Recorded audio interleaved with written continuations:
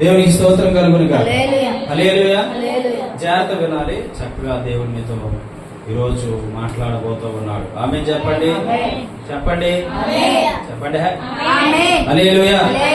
అంటే 2 అవుతుంది, 2:30 క్లోజ్ చేసేస్తాం. ఓకే.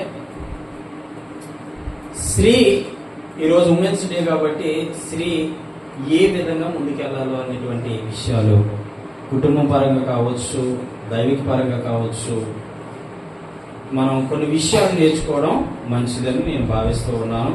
చూడండి, బైబిల్ నుంచి కొన్ని మాటలు తీద్దాము. సామెతల గ్రంథము 14వ అధ్యాయము మొట్టమొదటి వచనం. ఇక్కడ 2 స్త్రీలు కనబడతారు. జ్ఞానవంతురాలు తన ఇల్లును కట్టును, మూఢురాలు తన చేతులతో తన ఇల్లు ఓడబెరుకును. చాలు. దేవునికి స్తోత్రం కలుగునుగా. చెప్పండి గట్టిగా, గట్టి చెప్పండి. హల్లెలూయా, హల్లెలూయా. చూడండి, జ్ఞానవంతురాలు ఒకరు, మూఢురాలు ఒకరు. జ్ఞానవంతురాలు ఎలా ఉంటుందో తెలుసుకుందాం, మూఢురాలు ఎలా ఉంటుందో కూడా తెలుసుకుందాం ఈరోజు. దేవునికి స్తోత్రం. హల్లెలూయా. జ్ఞానవంతురాలు ఏం చేస్తుందంటే తన ఇల్లుని కట్టుకుంటది. ఆమె చెప్పండి. జ్ఞానవంతురాలు ఏం చేస్తుంది? కట్టుకుంటది. ఏ జ్ఞానము ఇది? దైవికమైన జ్ఞానము. ఆమె చెప్పండి. దైవికమైన జ్ఞానం ఏ మనిషిలో అయితే ఉంటుందో ఆ మనిషి తన కుటుంబాన్ని కట్టుకుంటది, తన ఇల్లును కట్టుకుంటది, తన బంధువుల ఇల్లు కూడా కట్టగలుగుతారు. ఆమె చెప్పండి. హల్లెలూయా. కట్టగలుగుతారు. ఎందుకంటే ఈవిడికి ఉండేది ఏ జ్ఞానం చెప్పండి? ఏ జ్ఞానం చెప్పండి? ఈ రోజు మనుషుల జ్ఞానం చూస్తే అంతే సంగతులు, అవునా? జనాల జ్ఞానాలు చూస్తే ఎలా ఉన్నాయి? అంతే సంగతులు. ఏమంటారు? ఈ మనుషుల జ్ఞానం ఎలా ఉంటదంటే సంపాదించేసి పెట్టేసే విధంగా ఏదో విధంగా సంపాదించాలనేసి అడ్డతో దొక్కి సంపాదించేసి పోగు పెట్టుకుంటారు. ఈ జ్ఞానం దేవుడికి అవసరం లేదు. దేవుని జ్ఞానం ఒకటి ఉంటది. హల్లెలూయా చెప్పండి. దేవుని జ్ఞానం అద్భుతమైన జ్ఞానము. ఆమె చెప్పండి. ఈ జ్ఞానము ఎవరికి ఇస్తున్నారంటే స్త్రీలతో చెప్తున్నాడు. స్త్రీలు ఏం చేస్తారంటే జ్ఞానంతో తన కుటుంబాన్ని, తన ఇంటిని కట్టుకుంటారు. ఆమె చెప్పండి. హల్లెలూయా. జ్ఞానవంతురాలు తన ఇల్లును కట్టును, మూఢురాలు ఏం చేస్తారు? తన ఇల్లు ఓడబెరుకు. జ్ఞానవంతురాల కోసం కొన్ని విషయాలు చెప్పుకుందాం. మొట్టమొదటిగా ఈ జ్ఞానవంతురాలకు ఉండవలసిన లక్షణాలు ఏంటంటే, జ్ఞానవంతురాలు అంటే జ్ఞాని అంటే ఎంతో జ్ఞానం ఉంటేనే కానీ అవన్నీ జ్ఞాని అనరు. చూడండి, కొంతమంది మాట్లాడుతూ ఉంటే ఏమంటారంటే చాలా తెలివిగా మాట్లాడుతూ ఉంది అంటారు. తెలివి జ్ఞానం అన్న ఒకటే. అయితే ఈ జ్ఞానం ఉపయోగించి మాట్లాడుతుంటారు కొంతమంది స్త్రీలు. వీళ్ళకి మనం చెప్పనవసరం ఏమీ లేదు. లోకపరమైన జ్ఞానాలు ఉపయోగిస్తే ఎక్కడొక్కడ పడిపోతావేమో, కానీ దైవికమైన జ్ఞానాన్ని నువ్వు ఉపయోగిస్తే చక్కగా నిన్ను, నీ కుటుంబాన్ని కట్టుకోగలుగుతావు. ఆమేన్ చెప్పండి. ఈ కట్టుకునేటువంటి కుటుంబంలో ఉండవలసిన లక్షణాలు కూడా కొన్ని ఉన్నాయి. అవి ఏంటంటే, జ్ఞానంగా నీ కుటుంబం కట్టుకోవాలంటే జ్ఞానంగా నీ కుటుంబంలో నీవు ఏం చేయాలి అంటే చక్కగా నడవడం నేర్చుకోవాలి. ఆమేన్ చెప్పండి. ఆమేన్ చెప్పండి. చక్కగా నడవడం నేర్చుకోవాలి. నీ భర్త దగ్గర చక్కగా నడుచుకోవాలి, నీ కుటుంబం దగ్గర చక్కగా నడుచుకోవాలి, నీ పిల్లల దగ్గర చక్కగా నడుచుకోవాలి. నీకు ఎంత జ్ఞానం ఉన్నా, ఎంత తెలివి ఉన్నా, ఎంత బుద్ధి ఉన్నా, సర్వ సంపద గనులు నీ దగ్గర ఉన్నప్పటికీ కూడా నువ్వు మాత్రము ఏం చేయాలంటే నీ నడకను చూసి నీ మంచి జ్ఞానవంతురాలు లేదా మంచి గుణవంతురాలు అని పక్కోలు చెప్పాలన్నమాట. ఆమె చెప్పండి. అంతేగాని ఈవిడ చంపి బారేస్తుంది మనుషులు, ఈవిడ నోటి మాట చాలు, ఈవిడ ప్రవర్తన చాలు, ఈవిడే మనిషి, ఈవిడ అనేటువంటి విధంగా నీవు ఉండకూడదు. దేవునికి స్తోత్రం కలుగునుగా. నీ జ్ఞానాన్ని దేని కొరకు ఉపయోగించాలి అంటే, నువ్వు ఫోకస్ అంతా దేవుడి మీద పెడితే, నువ్వు దేవుడి దగ్గర అడిగితే దేవుడు కంపల్సరిగా తప్పనిసరిగా నీ కుటుంబాన్ని కట్టుకునే జ్ఞానాన్ని ఇస్తాడు, నీ ఇంటిని కట్టుకునే జ్ఞానాన్ని ఇస్తాడు, పిల్లలు ఎలాగ పోషించుకోవాలో ఆ జ్ఞానాన్ని ఇస్తాడు, కుటుంబాన్ని భర్తని ఎలా నడిపించుకోవాలో ఆ జ్ఞానాన్ని ఇస్తాడు. చాలా మంది ప్రభు నాకు అది కావాలి, నాకు ఇది కావాలి, నాకు అలా కావాలి, నాకు ఇలా కావాలి అని చెప్పి కోరుకుంటారు తప్ప ప్రభు నాకు జ్ఞానాన్ని ఇవ్వని చెప్పి ఎవరు కోరుకోరే, ఎవరు మాట్లాడరే. ఎవరు చెప్పరే. ఎవరితోని? దేవుడితో. హల్లెలూయా. దేవుడి దగ్గర నువ్వు వెళ్ళి జ్ఞానాన్ని కనుక అడిగితే ఖచ్చితంగా నీకు ఇస్తాడు. బైబిల్లో సాలుమన్ ఉన్నాడు. సాలుమన్ ఏం చేశాడు? ఈ యొక్క సామెతలు రాసింది ఆయనే. ఆయన ఆ జ్ఞానం ఎలా సంపాదించుకున్నాడయ్యా అంటే ఆయన ప్రభు దగ్గరికి వెళ్ళి మొరపెట్టి, ప్రభా నాకు ధనం వద్దు, డబ్బు వద్దు, ఏమి వద్దు, కానీ నాకు కావాల్సింది ఏంటంటే నీ జ్ఞానాన్ని నాకు ఇవ్వు. దేవుని స్తోత్రం.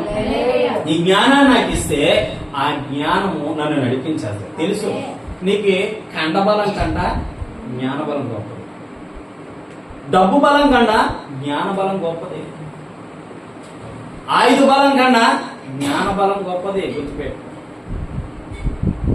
ఏంటి? డబ్బు బలం కన్నా, కండ బలం కన్నా, ఆయుధ బలం కన్నా జ్ఞాన బలము చాలా చాలా గొప్పది. ఆమె చెప్పు. నువ్వు ఎక్కడ ఏ మాట అన్నా నువ్వు మాట్లాడిన మాటకి అవతలో ఇంకా ప్రశ్న అయిపోదు. అది దేవుడిచ్చిన జ్ఞానం. హల్లెలూయా చెప్పండి. నువ్వు మాట్లాడుతూ ఉంటే 2 నిమిషాలు కూడా ఆ మనిషి అవక్కైపోవాలి. అది దైవికమైన జ్ఞానం. ఎంత జ్ఞానం నువ్వు ఎక్కడ నువ్వు సంపాదించావు అని అడగాలన్నమాట. ఆమె చెప్పండి. అమ్మ బాబోయ్ ఈవిడితో అస్సలు మాట్లాడలేదు బాబోయ్, వద్దు బాబోయ్, వద్దు బాబోయ్ అనేటి విధంగా ఉండాలి. ఎందుకో తెలుసా? నువ్వు చూసి భయపడిపోయి కాదు, నువ్వు దైవికమైన జ్ఞానంతో మాట్లాడుతుంటే నీ ఎదుటి ఎవడు నిలవలేదు. ఆమె చెప్పండి. హల్లెలూయా. ఏ జ్ఞానాన్ని ఉపయోగించాలి? కొంతమంది ఈ లోకపరమైన జ్ఞానాన్ని ఉపయోగిస్తారు. ఏం ఉపయోగిస్తారు చెప్పా? అవతలోడు వచ్చి ఏదో నిన్ను రెచ్చగొట్టేసరికి, అవతలోడు వచ్చి నిన్ను ఏదో అనేసరికి, అవతలోడు వచ్చి నిన్ను ఏదో మాట్లాడేసరికి కోపం తెచ్చేసుకొని విపరీతంగా నీ నోరుని పారేసుకుంటావు. నీ నోరుని పారేసుకోవడం కాదు, ఆ నోరుని పారేసుకొని మళ్ళీ ప్రభు మధ్యలో తీసుకొస్తావు. అప్పుడు దేవుని నామం అవమానపాలవుతాం. ఎప్పుడూ కూడా మనం అవతల వ్యక్తి మాట్లాడినప్పుడు నీ దేవుని అడగాలి, ప్రభా నేనేం మాట్లాడాలి ఈ సందర్భంలో, నేనేం మాట్లాడాలి ఈ సందర్భంలో, నేనేం మాట్లాడాలి ప్రభా ఈ సందర్భంలో అని చెప్పి నువ్వు దేవుని అడుగుతూ ఉంటే దేవుడు నీకు నేర్పిస్తాడు. ఆమె చెప్పరా? హల్లెలూయా. హల్లెలూయా. చేతులు తెచ్చారయ్యా, చేతులు తెచ్చారా? హల్లెలూయా చెప్పినప్పుడల్లా పైకి వెళ్తారు. ఏం కాదు. ఓకే, దేవుని స్తోత్రం. అయితే ఈ జ్ఞానము దైవికమైన జ్ఞానం కనుక నేను ఎప్పుడు ప్రార్థన చేసినప్పుడు ప్రభు నాడు అడుగుతాను, ప్రభువా బైబిల్ నాకు తెలియదు, బైబిల్ ఉన్న వచనాలు నాకు తెలియదు, బైబిల్ ఎంత చదివినా ఎన్నిసార్లు చదివినా కొన్ని సందర్భంలో నాకు అర్థం కాదు, కానీ వాక్యం బోధించేటప్పుడు మాట్లాడేటప్పుడు నీ జ్ఞానంతో నన్ను నింపితే నేను మాట్లాడగలుగుతాను ప్రభువా అని అడుగుతాను ఇప్పుడు. ఆమె చెప్పండి. హల్లెలూయా. నేను అడుగుతాను ప్రభుని, ప్రభువా నీ జ్ఞానాన్ని నాకు ఇవ్వండి, జ్ఞానమైనటువంటి మాటలు బోధించే కృప నాకు ఇవ్వండి అని అడుగుతాను. ఎందుకంటే అన్ని బలం కన్నా, అన్నింటి బలం కన్నా, బంధు బలం కన్నా, డబ్బు బలం కన్నా, ఆయుధ బలం కన్నా, కండ బలం కన్నా, దేహ బలం కన్నా గొప్ప బలమైనది ఏంటో తెలుసా? అర్థమవుతుందా? జ్ఞానం ఉంటే ఇప్పుడు నా భార్య ఉంది. నా భార్య నేను చదువుకున్నాను, తను కొంచెం తక్కువ చదువుకున్నాను. నేను చదువుకుని దాన్ని బట్టి నేను టక్క లెక్కలేయలేను. ఆవిడ నోటితో టక్కని చెప్పేస్తుంది అన్నమాట. ఆమె హల్లెలూయా. నోటితో టక్కని చెప్పేస్తుంది. నేను అంత కరెక్ట్ చెప్పలేను. అంటే ఇది ఎవరి దగ్గర నుంచి వచ్చింది? హల్లెలూయా. హల్లెలూయా.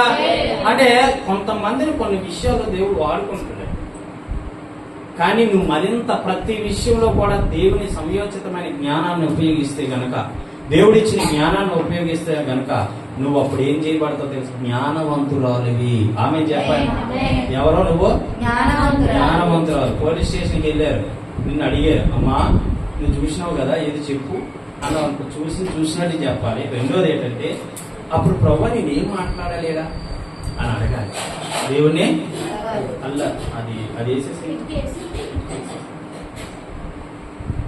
అడగాలి. దేవుని ప్రతి విషయంలో నువ్వేం చేయాలి? అడగాలి. అడిగి సంపాదించుకోవాలి. దేవాని జ్ఞానానికి దయచే ప్రభా, దేవాని జ్ఞానాన్ని నాకు అనుగ్రహించి ప్రభా అని అడుగుతూ నువ్వు జ్ఞానవంతురాల్లా బ్రతకాలి. నేను చూసిన వాళ్ళు అవాక్కైపోవాలి. నేను చూసిన వాళ్ళు అబ్బా చాలా చక్కగా మాట్లాడుతుంది ఈవిడ, చాలా చక్కగా ఉంటది ఈవిడ, చాలా చక్కగా ప్రవర్తిస్తుంది ఈవిడ. ఈ ప్రవర్తనలో కూడా నీ జ్ఞానాన్ని చూస్తారు. ఏమనుకుంటున్నావు? నీ ప్రవర్తన బట్టి కూడా నీకు మార్కులు వేస్తారు జనాలు. ఏమనుకుంటున్నారేమో నీకు తెలియదేమో ఇంకా. నీ ప్రవర్తన, నీ నడక, నీ యొక్క తలంపు, నీ ఆలోచన, నీ మాట తీరు, నీ సైకిలు, నీ కళ్ళు, ప్రతిదీ కూడా ఒక్కొక్క మనిషి పరీక్షించినప్పుడు అది పరిశుద్ధంగానే అవతల వ్యక్తి కనబడాలి. అప్పుడు నువ్వు జ్ఞానవంతురాలు. ఆమేన్ చెప్పండి. హల్లెలూయా, హల్లెలూయా, హల్లెలూయా. చాలా మందికి ఇది తెలియదండి. లోక జ్ఞానాన్ని తీసుకురాబోకండి, ఎప్పుడు కూడా దైవికమైన జ్ఞానాన్ని సంపాదించుకోండి. చూడండి, సామెతలు 24లో ఒక మాట ఉంది, చూద్దాము. 24:3 24 అధ్యాయము 3 ఒకసారి చదువుదాం. జ్ఞానం వలన ఇల్లు కట్టబడును, వివేచన వలన అది స్థిరపరచబడును. దేవునికి స్తోత్రం. హల్లెలూయా, హల్లెలూయా. 5వ కూడా చూడండి.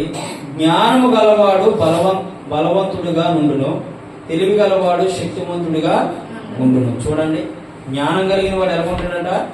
చెప్పాను కదా, ఈ బలం కన్నా ఈ బలం చాలా గొప్పది. ఆమేన్ చెప్పండి. ఎందుకో తెలుసా? నువ్వు జ్ఞానవంతుడివి. నువ్వేమి? జ్ఞానవంతుడివి. జ్ఞానవంతుడు నీవు. నీ జ్ఞానం ఉంటే నువ్వు ఎక్కడ ఏ విషయంలో తప్పిపోవు. నీ జ్ఞానం ఉంటే ఎక్కడ ఏ విషయంలో పడిపోవు. నీ జ్ఞానం ఉంటే ఎక్కడ ఏ విషయంలో నీ కాలు కూడా జారదు. ఆమేన్ చెప్పండి. హల్లెలూయా. ఆ జ్ఞానాన్ని సంపాదించుకో. ఏ జ్ఞానాన్ని? దైవికమైన జ్ఞానాన్ని సంపాదించుకో. ప్రభువా, నా అడుగులు స్థిరపరచు, నన్ను బండపై నిలుపు, నా యొక్క జీవితాన్ని నీ పాదాలకు అంకితం చేస్తూ ఉన్నాం కాబట్టి ప్రభువా, నువ్వు నిలపయ్యా, నన్ను నడిపించేయ్యా. దేవుడి దగ్గర నుంచి కోరుకోవాలి ప్రతి విషయం. ఆమేన్ చెప్పండి. హల్లెలూయా, హల్లెలూయా. ఇక్కడ ఏమంటున్నాడంటే సామెతలు 24:3లోని జ్ఞానము వలన ఇల్లు కట్టబడు. ఏ ఇల్లు? ఏ ఇల్లు? ఏ ఇల్లు చెప్పాలా? ఈ ఇల్లా? ఏ ఇల్లు కట్టబడు? నీ హృదయం అని ఇల్లు. ఆమేన్ చెప్పు.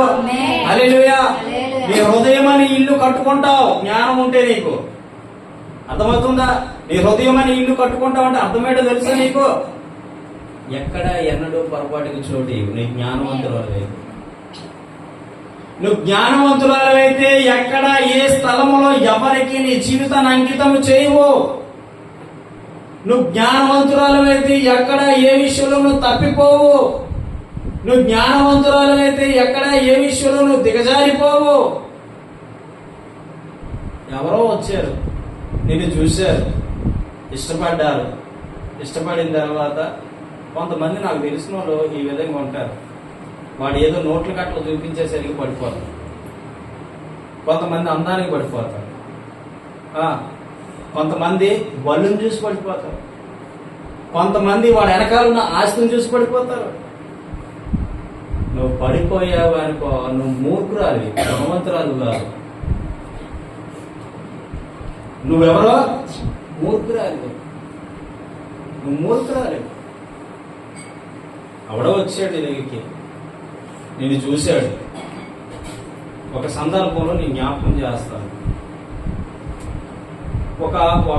ఇద్దరు భార్య భర్తలు ఉన్నారు. చాలా జాగ్రత్తగా విన్నాను అన్నమాట. ఇద్దరు భార్య భర్తలు ఉన్నారండి. ఈ ఇద్దరు భార్య భర్తలు కూడా కష్టపడుతున్నారు, శ్రమ పడుతున్నారు. వారు తెచ్చుకున్నటువంటి ప్రతి దాన్ని కూడా పోగేసుకుంటున్నారు, బాగా కూడబెట్టుకుంటున్నారు. మళ్ళా ఉదయాలు వేసి పనికి వెళ్తున్నారు. ఒకరి మీద ఒకరికి అపనిందలు లేవు, ఒకరంటే ఒకరు కోపం లేదు, ఒకరంటే ఒకరు ద్వేషం లేదు. ఇది జ్ఞానం కలిగి కాపురం చేస్తున్నారు. ఇద్దరు కూడా చాలా జ్ఞానం కలిగి కాపురం చేస్తూ ఉన్నారు. కొన్ని రోజుల తర్వాత భర్తకి ఏమైందంటే అనుకోకుండా పెరాలసిస్ వచ్చేసింది. ఏమొచ్చేసింది? అనుకోకుండా పెరాలసిస్ వచ్చింది. అనుకోకుండా పెరాలసిస్ వస్తే భార్య అంటుంది, ఏమండి నీవు బ్రతికున్నప్పుడు నన్ను ఎలా చూసుకున్నావు నాకు తెలుసు. నీవు జీవించినంత కాలం నన్ను ఎలా చూసుకున్నావు నాకు తెలుసు. నాకు ఒక మచ్చరానిలే, నా జీవితంలో ఒక మచ్చ తేలే. నువ్వు బ్రతుకున్నంత కాలము నా జీవితంలో ఒక పలానోడు భార్య ఎలాంటిదని అనిపించుకోలే. కానీ అనుకోకుండా మన స్థితిగతులు బాగోకపో, లేకపోతే మనం చేసిన పాపాలు, మన తల్లిదండ్రులు చేసిన పాపాలు బట్టో నీకు ఈ స్థితి వచ్చింది. కానీ నేను అంటాను, నిన్ను నేను బంగారంలో చూసుకుంటాను అంటుంది భార్య. ఆమె హల్లెలూయా. హల్లెలూయా. హల్లెలూయా. నిన్ను బంగారంలో చూసుకుంటానండి, నేను బంగారు పువ్వుల్లో పెట్టి చూసుకుంటానండి అంటా ఉందట. అంటూ ఉంటే భర్త అంటున్నాడట, ఎలా తెస్తావు? ఒకప్పుడు ఇద్దరు కష్టపడేవారిని, ఇద్దరు తెచ్చుకొని పోవు పెట్టుకునేవారిని, హ్యాపీగా అన్యోన్యంగా మన కాపురం సాగిపోతూ ఉండేది. చాలా చక్కగా మన కాపురము సాగిపోతూ ఉండేది కదా. ఇప్పుడు నేను రావట్లేదు కదా, ఎలా తెస్తావు అంటే భార్య అంటుందట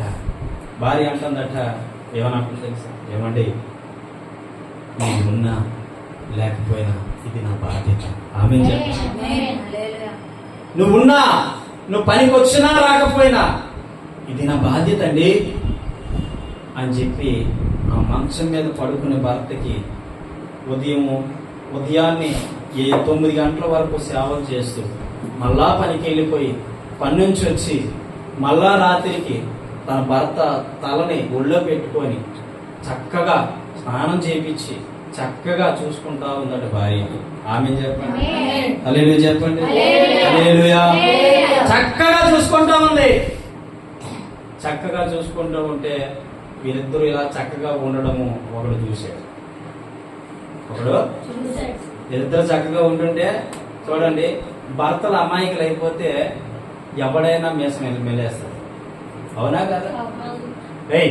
జాగ్రత్త. భర్తలో ఎర్రితనంగా కనబడితే మీసం వచ్చినోడు చాలు మగవాడిని అంటాడు. భర్త ఎర్రోలాగా తాగుపోతాడుగా, తిరిగిపోతాడుగా, తిట్టుపోతాడుగా, తిండిపోతాడుగా కనబడితే ప్రతి ఒక్కడు మీసం మెలేస్తాడు. నేను మగాడినే కదా.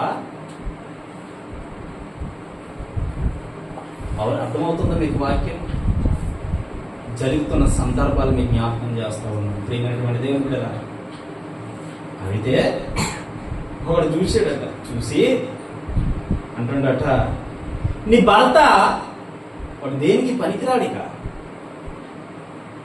అయిపోయింది వాడి జీవితము, వాళ్ళ లైఫ్ అయిపోయింది, వాడు బ్రతికైపోయింది. ఎందుకు?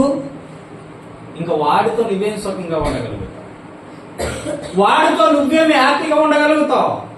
ఇదిగో నీకెంత కావాలంటే అంత నేను ఇస్తా. ఇప్పుడున్న సందర్భాలు జరుగుతున్నాయి, నేను చెప్తున్నానండి, యథార్థమైన ఘటనలు నేను చెప్తున్నా. నీకెంత కావాలంటే నేను అంత ఇస్తా, నాతో మాట్లాడవా అని అడిగిందట.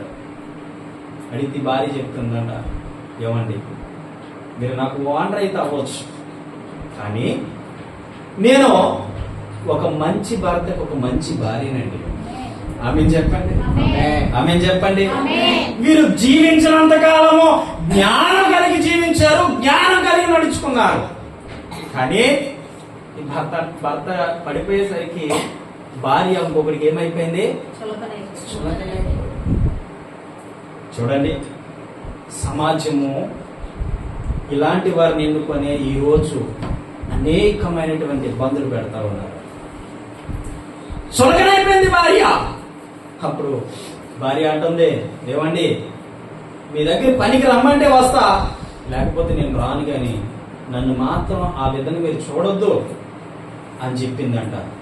చెప్పిన తర్వాత అప్పుడు అనుకున్నట్ట, నువ్వు ఎక్కడ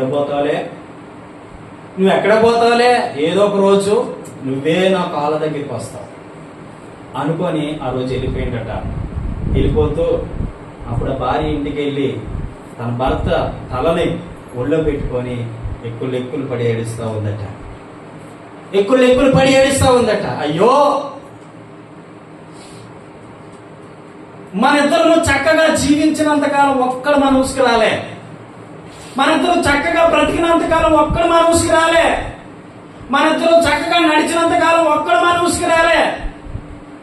కానీ ఈరోజు నువ్వు పడిపోయేసరికి ఇంకొకడు ఏదో విధంగా నన్ను చూస్తున్నాడండి అని చెప్పి తన భర్తతో చెప్తూ ఉంటే పాపం కాలు రాదు, చెయ్యి రాదు, నోరు రాదు, ఏమంటాడు?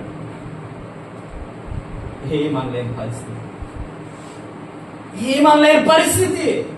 అయితే ఆ భర్త కన్నీరు గారుస్తున్నాడట. ఏమని కన్నీరు గారుస్తున్నాడో తెలుసా? నేను ఈ స్థితిలో ఉండడం బట్టే నా భార్య, ఈ స్థితిలో జీవించడం బట్టే నా భార్య పనికి వెళ్తుంది కాబట్టి చులకనగా చూస్తున్నారని చెప్పి కళ్ళంట నీరు వదులుతూ ఉంటే తను పట్టుకొని తన భార్య ఏడుస్తూ ఉంటాడు. దేవునికి స్తోత్రం. హల్లెలూయా చెప్పండి. హల్లెలూయా చెప్పండి. హల్లెలూయా. ఏడుస్తూ ఉంది కానీ పనికి వెళ్ళక తప్పదు. అయితే నెక్స్ట్ రోజు వచ్చిందట పనికి. సడన్ గా వెనక నుంచి వచ్చి తను పట్టుకున్నాడట. పట్టుకుంటే ఇప్పుడు భార్య తప్పని కొట్టిందట, తన చెంప మీద తప్పని కొట్టిందట. అప్పుడు వాడు ఎర్రెక్కిపోయి వాడు ఏం చేశాడట తెలుసా?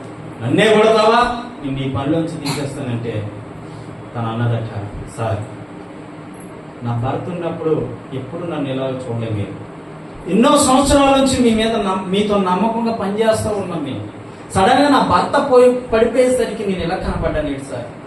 నేనే తప్పు చేయలేదు కదా, మీ అలాంటి తప్పులు చేసిన వాళ్ళం కాదండి అని చెప్పి తన కుటుంబాన్ని కట్టుకొని వస్తూ చెప్తూ ఉందట. చెబుతూ ఉంటే వాడు అంటున్నట, అందుకే కదా నీ భర్త ఎందుకు పనిచేయడమే కదా నేను చెప్తూ ఉన్నాను అని చెప్పి తన మీద ఇంకా అపండాలు వేస్తున్నాడట. అప్పుడు అన్నదట, సార్ పనిలోంచి తీసేస్తే తీసేయండి, కానీ నా మీద నా భర్త మీద అనడానికి మీరు ఎప్పుడు ముందుకు రావద్దు, మమ్మల్ని ఏమనవద్దు అని చెప్పి ఆ భార్య చెప్పిందట. చెప్తుంటే పో, ఎక్కడ పోతావు పో, నేను తప్ప ఎవరు నీకు పని ఇచ్చినోడు ఉండడు అని చెప్పిందట. చెప్పినప్పుడు ఆ భార్య కృంగిపోయి, ఎక్కడికి వెళ్ళా సమాజము ఇలాగే చూస్తావు, ఎక్కడికి వెళ్ళా నాకు నిందలు తప్పట్లే, ఎక్కడికి వెళ్ళా నాకు అవమానాలు తప్పట్లే, ఎక్కడికి వెళ్ళా నా భవిష్యత్తు మారట్లే, ఏంటి ఎందుకు నాకు ఈ పరిస్థితి, ఎందుకు నాకు ఈ జీవితము? ఒక కాసు చూస్తే భర్త అలాగా, ఒక కాసు చూస్తే ఇంట్లో ఏమీ లేక, ఒక కాసు చూస్తే పిల్లల ఆకలితో అలమటించిపోతూ నా బ్రతుకు గడిచేదట, నా జీవితం గడిచేదట అని చెప్పి అలాగా ఆ యొక్క భార్య కృంగిపోతా ఉంది. చూడండి, చాలా సందర్భాల్లో చాలా మంది డబ్బు కలిగిన వారు, ధనం కలిగిన వారు ఇలాంటి సందర్భాలు ఎన్నో ఎదురైనప్పుడు వారిని ఆదుకోవడం మానేసి వారికి ఆశ్రయం ఇచ్చే విధంగా చేస్తూ ఉన్నారు. కాబట్టి ఈరోజు సమాజము తోవ తప్పిపోయి తిరుగుతూ ఉన్నారు. ఈరోజు సమాజము తోవ తప్పిపోయి తిరుగుతున్నారంటే కారణం ఏంటో తెలుసా? వారు చూపించిన వెయ్యో పయ్యకో పడిపోయి, వారు చూపించిన వ్యామోహానికి పడిపోయి, నీ భర్త గుడ్డోడా గూనోడా, తెలివి కలిగినోడా తెలివి తక్కువడా కాదు, సడన్ గా పడిపోయాడు అంతే. సడన్ గా పడిపోయినప్పుడు నిన్నివి ఆ సమాజం ఏ విధంగా చూస్తుంది కదా, నీ సమాజము ఏ విధంగా అనుకుంటుంది?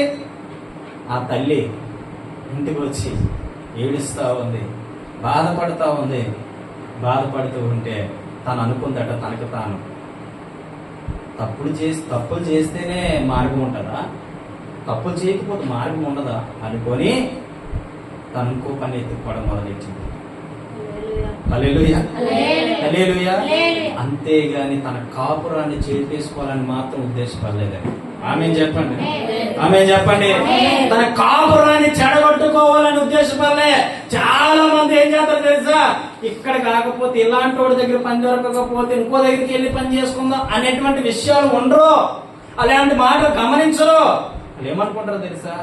సరేలే వీడు ఎలాగో మంచాన్ని పడిపోయాడు, సరేలే వీడు ఎలాగో ఇంకే కాలు చేయరాదు, ఇంక ఈడితే ఏముంటది అని చెప్పి ఈరోజు సమాజము ఈ విధంగానే స్టార్ట్ అయింది. ప్రతి మనిషి జీవితం ఇలాగే పతనం అయిపోతా ఉంది. హల్లెలూయా, హల్లెలూయా. కొంతమంది ఇలాగైతే, కొంతమంది ఇంకోలా ఉన్నారండి. కొంతమంది ఎలా ఉన్నారంటే భర్త ఉండగానే భార్య ఇంకొకరితో పాపం. వీళ్ళు జ్ఞానవంతులుగా అవుతారు, వీళ్ళు బుద్ధివంతులుగా అవుతారు. వారి కాపరాన్ని వారే ఏం చేసుకుంటున్నారో తెలుసా? వాడు ఏదో పొందేయాలని, ఏదో సినిమాకి తీసుకెళ్లేదని, ఏదో చీరకొని ఇవ్వలేదని, ఏదో పండగకి ఎక్కడికి తీసుకెళ్లేదని, లేదా బైక్ మీద రైడ్కి తీసుకెళ్లేదని, కనీసం ఇంట్లో కూరగాయలు తేలేదని అలిగి ఏం చేస్తుంటారు తెలుసా? అలిగి ఏం చేస్తుంటారా? విడాకు దాకా పోతున్నాయి. నాకు తెలిసిన ఒక కుటుంబం ఉంది, నూనె ప్యాకెట్కి వచ్చిన తలలేపి ఎక్కడ పోయిందంటే విడాకు దాకా పోయింది. ఒక నూనె ప్యాకెట్ వేస్తాడే కదా, 2 నెలలు చేయమంటాడు. నేను ఎలాగ చేసేది? ఈడు మనవాడు పేనారోడు, ఇటు చూస్తే పేనారోడు, ఇటు చూస్తే ఈవిడేంటంటే జల్సా చేసే విధంగా ఉంటుంది ఈవిడ. అందరూ ఒకేలా ఉండరుగా. హల్లెలూయా.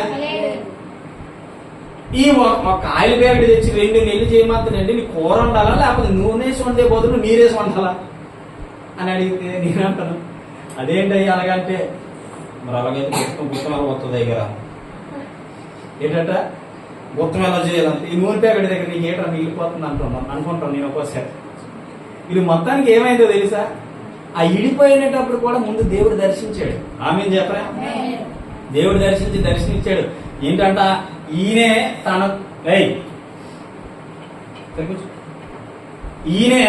తన చేతులతో తన ఇల్లుని ఓడబెరుపుకుంటున్నాడు. అది నాతో వచ్చి చెప్పాడు. అంటే నేను అన్నాను, అన్నయ్య అస్సలు అక్కడికి వెళ్ళొద్దు, ఎక్కడికి ఆ ఊసికి వెళ్ళొద్దు, మీరు సమాధానం పడండి, మొదట దేవుడి నామానికి అవమానాలు దేకండి మీరు అని చెప్పినా ఎవరు చెప్పినా వెళ్ళలేదు. కేసులని కోర్టులని అక్కడికని ఎక్కడికని తిరిగి మొత్తానికి ఇద్దరికి విడాకులు అయిపోయి. ఎక్కడ వచ్చింది తలెప్పిది? నూనె ప్యాకెట్కి వచ్చింది తలెప్పి. హల్లెలూయా. ఏం మిగిలిపోద్దని ఈడు ఆలోచించాడో తెలీదు, ఏది మిగిలేసేద్దామని ఈడు ఆలోచించాడో తెలీదు.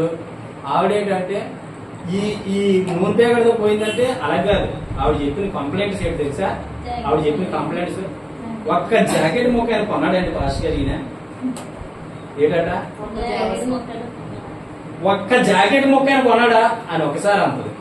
ఇంకో స్టేషన్ తీసుకెళ్తే ఒక్క చీరైనా కొన్నాడా, ఒక్క చీరైనా కొన్నాడా అడగండి. ఈ లైఫ్ లో లేదండి, పెళ్ళి 2 సంవత్సరాలు అవుతుంది, అది ఒక్క చీర కనీసం చిన్న ఏడుది ఒక దాబాకి తీసుకెళ్ళాడంటే అక్కడే లేదు. మరి నువ్వు తెచ్చిన సంపాదన ఎవరికి వెళ్తున్నావు నాయన అంటే ఓడబెడుతున్నావు. ప్రియమైనటువంటి దేవుని బిడ్డలారా, ఈ లైఫ్ వింటున్న ప్రియమైన సహోదరులారా, ఒకవేళ నువ్వు ఈ స్థితిలో కానీ ఉంటే దయచేసి చెప్తున్నా, మీరు జ్ఞానం కలిగి కాపురాలు చేయండి. ఆమేన్. అంతేగాని నూనె ప్యాకెట్కో, జాకెట్ మొక్కకో, చీరకో, ఇంట్లోనే గ్యాస్ తేలేదనో ఇంకోటనో నీ భర్తను వదిలేస్తే రేపు నీ దిక్కేటో అర్థం చేసుకో. బలం ఉన్నంత వరకు బాగానే ఉంటది, బలం ఉన్నంత వరకు హ్యాపీగానే ఉంటది.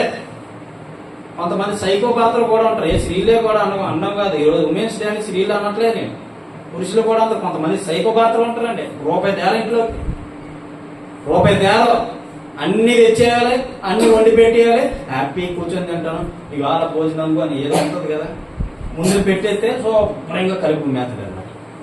సైకోలు అనమాట వీళ్ళెవరో. ఇలాంటి వాళ్ళకి అసలు జ్ఞానం లేదు. తల్ల ఏం పెట్టుకున్నారో తెలుసా? బెల్లం ముద్దలు పెట్టుకున్నారు. వీళ్ళు ఏం పెట్టుకున్నారా? రోజు కరిగిపోతూ వస్తే ఈ కరిగిపోయే కొద్ది కూడా వీళ్ళు మెమరీ లాస్ అయిపోతుంటుంది అన్నమాట. ఏం పోయి కాలం పట్టుకుంది ఇలాంటి నాకు అర్థం కాదు. హల్లెలూయా చెప్పండి. హల్లెలూయా. మరి ఈ జ్ఞానం కలిగిన కాపురాలు ఎలాగవుతాయండి? జ్ఞానం కలిగి అంటే స్త్రీ వైపు జ్ఞానం ఉండాలి, పురుషుని వైపు జ్ఞానము ఉండాలి. భర్త భార్య మీద సహజం గొడవలు, కుటుంబాల మధ్య సహజం గొడవలు. నువ్వు సూర్యుడు అస్తమించక ముందు వెళ్ళి నీ భర్తతో సమాధానం పడాలి, లేదా నువ్వు ఎవరితో గొడవాడే వాళ్ళతో సమాధానం పడాలి. అంతేగాని నేనే ఎక్కువ నువ్వే ఎక్కువ అని ఇలాగ పెడితే మాత్రం అక్కడ జ్ఞానం ఉండదు, అక్కడ మూఢత్వం ఉంటది. హల్లెలూయా. హల్లెలూయా.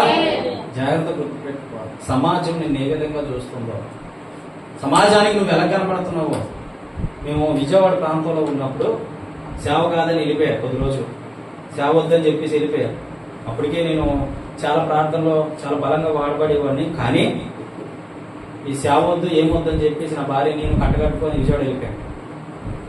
విజయవాడ వెళ్ళిపోయిన తర్వాత నేను ఆటో తోలుకుంటూ ఆ ఆటో తోలుకున్న డబ్బులు తీసుకొచ్చి ఒక మార్కెట్కి వెళ్ళి ఇంత కవర్ అండి, ఇంత కవర్తోని కాయగూరలు తెచ్చేవాడిని, వారానికి సరిపడా బియ్యం వేసేవాడిని, రెంట్ కట్టేవాడిని, కరెంటు బిల్లు కట్టేవాడిని, ప్రతిదీ నేనే చేసేవాడిని. ప్రతిదీ నా సంపాదన. ఏ రోజు నువ్వు తేలేదని అడగలేదు, ఏ రోజు నువ్వు ఎక్కడికి వెళ్ళలేదని అడగలేదు, ఏ రోజు నువ్వు కూర్చొని తింటున్నావని అనలేదు. కొన్ని సందర్భాల్లో అసలు యాక్చువల్లీ భర్త తీసుకొస్తే భార్య తినాలి, అవునా కదా? బైబిల్ ప్రకారంగా ఎలా ఉండదు. ఇప్పుడు రివర్స్ అన్నమాట. భార్య తీసుకొస్తే భర్త తింటాడు అని టైటిల్ పెట్టుకున్నారు. ఎవరు? బైబిల్ కాదని బైబిల్ పక్కన పెట్టి ఎవరు పెట్టుకున్నారు టైటిల్? మనోలే, సమాజంలో ఉన్నారే. భార్య తింటే ఏం కష్టపడుతుందిగా, తెస్తుందిగా, వెళ్తుందిగా, తెచ్చి తేడం తెలీదా? ఏం చేసి ఏం చేస్తుంది, ఎవరికెత్తుంది? ఈ మాట మళ్ళా, అవునా కదా? మీరు తెలుగుని మాట్లాడతారో తెలుగు తక్కువగా మాట్లాడతారో నాకు అర్థం కాదు కానండి, వీళ్ళకి చెప్తాను బుర్రలో బెల్లందే ఉన్నాయి. ఇది కరిగిపోయి కొద్ది బుర్రలో ఏమున్నాయి బెల్లం నవ్వరై కదా, కొట్టేసేటట్టు చూస్తున్నారు నాకు అసలు. బుర్రలో బెల్లం తిమ్మని ఈ కరిగిపోతుంది. ఇప్పుడు వేడి కరిగిపోతున్న కొద్ది మెమరీ రాసి అయిపోయి పిచ్చెక్కిపోయి వీళ్ళు ఏం చేస్తారు వీళ్ళకి అర్థం కాదు. వీళ్ళు ఏం చేస్తారో వీళ్ళకే. నువ్వు ఎలాగుంటే భర్తగా నువ్వు ఎలాగుంటే మరి ఎవడో నీ భార్య వైపు చూడకపోతే ఏం చేస్తాడు? అవునా కదా? ఎవడో కూడా చూడకపోతే ఏం చేస్తాడు? అడు అంటాడు, అమ్మా బాగున్నావా? ఎప్పుడు లేదు. ఏ రానిది పోయి చెల్లి అని పోయి అలా పిలుకున్నాను, నువ్వు అలా పిలుస్తున్నాను నచ్చట్లే. ఈ కొత్త మాటలు ఏం చేసుకుంటాడు వాడు అప్పటికప్పుడే. ఎందుకు? నీలో చులకనతనం చూసి, నీలో ఉన్న చులకనతనం చూసి నీ భార్యని ఏదో ఒకటి అనాలనిపిస్తుంది. లోబన్నలు అయితే అక్కడ పడిపోతారు, ఇంకా కుటుంబం అక్కడ కుప్పకూలిపోద్ది. అంతే. లోబన్నలు అయితే ఏం చేస్తా? కుప్పకూలిపోతారు. భర్త లేదు ఎడతలేదు, ఎందుకు సేదగానే ఎందుకు? కొంతమంది ఇలాంటి తెగించిన ఆడలు కూడా ఉన్నారు. భర్త లేదు ఎడతలేదు అని చెప్పేసి తెగించిన ఆడలు లేదా? ఉన్నారా? ఎందుకులే వేస్ట్, ఆడవాళ్ళు నాకే ఇబ్బంది, నాకెందుకు అని తెగించి ఎంతో మంది ఈ రోజు ప్రపంచాన్ని నాశనం చేయడానికి బయలుదేరారు. కానీ బైబిల్ ఏం చెప్తుందో తెలుసా? జ్ఞానవంతురాలు తమ ఇల్లును కట్టుకుంటారు. ఆమె చెప్పరా? హల్లెలూయా. జ్ఞానం కలిగి నీ కుటుంబం పక్షాన్ని జ్ఞానవంతురాలుగా ఉండాలని ప్రభు ఆశిస్తున్నాడు ఈరోజు. నువ్వు జ్ఞానం కలిగి నడుచుకోవాలని ప్రభు ఆశిస్తున్నాడు ఈరోజు. నువ్వు జ్ఞానం కలిగి బ్రతకాలని ప్రభు ఆశిస్తున్నాడు ఈరోజు. నువ్వు జ్ఞానం కలిగి నడుచుకోవాలని ప్రభు ఆశిస్తున్నాడు ఈరోజు. ఉమెన్స్ డే సందర్భంగా దేవుడు మాట్లాడుతున్న మాటలు. నువ్వు జ్ఞానం కలిగి నడుచుకో. హల్లెలూయా, హల్లెలూయా. ఈ విధంగా మనం నడుచుకోకపోతేనండి దేవుడు అంటాడు, బిడ్డ నువ్వు ఎక్కడ కాలు జారిపోతావనా, ఎక్కడో తప్పిపోతావనా నిన్ను సృష్టించింది, ఎక్కడో పడిపోతావనా నిన్ను సృష్టించానని మొదట దేవుడే బాధపడతాడు. తర్వాత నీ భర్త బాధపడతాడు, తర్వాత నీ పిల్లలు బాధపడతారు. మనశ్శాంతి లేని బ్రతుకు, నెమ్మది లేని బ్రతుకు, సుఖం లేని బ్రతుకు, సౌఖ్యం లేని బ్రతుకు, తీరమోస అంతా అయిపోద్ది. ఇది ఎక్కడ పోతారో తెలుసా? ఫ్యాన్కి తాడేస్తారు, మెడకు ఒకటే ఫ్యాన్ ఒకటే వేసుకొని అది తిరిగినట్లకి ఇది తిరుగుతారు అన్నమాట. ఇక తిరగడానికి ఏముండదా, నీ కలేబారగా తిరుగుతుంది దాని చుట్టూ. ఏమి చచ్చిపోతా, ఏమైపోతా? మనశ్శాంతి ఉండదు, నెమ్మది ఉండదు. పాపం చేసిన మనశ్శాంతి ఉంటుందా? నెమ్మది ఉంటుందా? సుఖం ఉంటుందా? ప్రేమ ఉంటుందా? అభిమానం ఉంటుందా? గౌరవం ఉంటుందా? ఏది ఉండదు. వీళ్ళు మూడులు. ఎవరిలో? మూడు. తెలిసి మోసపోయినటువంటి వారు, తెలియక మోసపోతారు వేరు. వీళ్ళు తెలిసి మోసపోతూ ఉన్నవారు, ఈ మూఢత్వంలో బ్రతుకుతున్నవారు, అంధకారంలో బ్రతుకుతున్నవారు, చీకట్లో బ్రతుకుతున్నవారు, వెలుగు సంబంధాలు కానే కాదు. వీళ్ళు వీళ్ళు చీకటి సంబంధులు. ఈ వెలుగు సంబంధుల దగ్గర ఈ చీకటి సంబంధులు నిలవలేరు. ప్రార్థన చేయరు, పాటలు పాడరు, దేవుని దగ్గర రారు, దేవుని సన్నిధికి రారు, వాక్యం చదవరు, ఏమీ చేయరు, తప్పిపోతా ఉంటారు. తప్పిపోయినా గొర్రెను నేను నీ దరికి చేర్చుకోయేసయ్యా.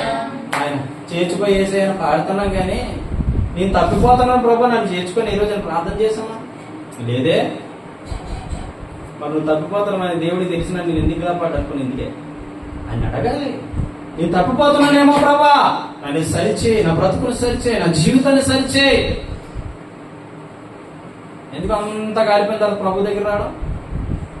జ్ఞానం కలిగి కాపురం చేస్తే ఇవేమి నీ దగ్గర ఉండవండి. ఆమె చెప్పండి. జ్ఞానం కలిగి కాపురం చేస్తే ఇవేమి నీ దగ్గర ఉండవు.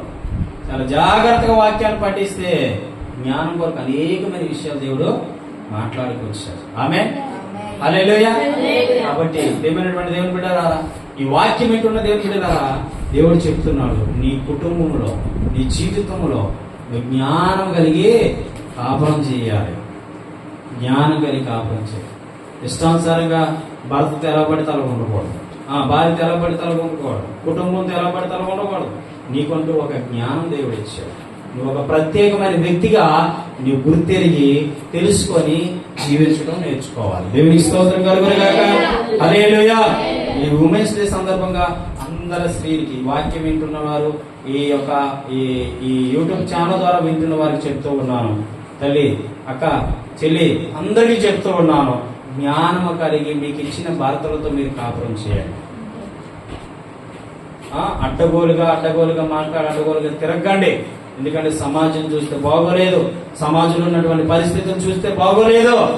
జ్ఞానం కలిగి కాపురం చేయుట నేర్చుకోండి. ఇంకే ఏమైనా నేర్చుకోవాలంటే బైబిల్ చదవండి, సామెతలో మంచి విషయాలు ఉంటాయి, మంచి విషయాలు నేర్చుకోండి. దేవుడు మిమ్మల్ని, మీ కుటుంబాలు తప్పగా దేవుడు దర్శిస్తాడు. దేవునికి స్తోత్రం కలుగునుగా. హల్లెలూయా. చాలా విషయాలు ఉన్నాయి కానీ మనకు టైం లేదు చెప్పడానికి. ప్రభు చిత్తమైతే మరొకసారి చెప్పుకుందాం. దేవుడి మాటలు దీవించును గాక. ఆమేన్.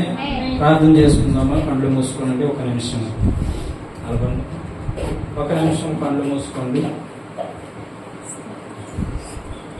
కళ్ళు మూసుకోండి. ప్రార్థన చేసుకుందాము.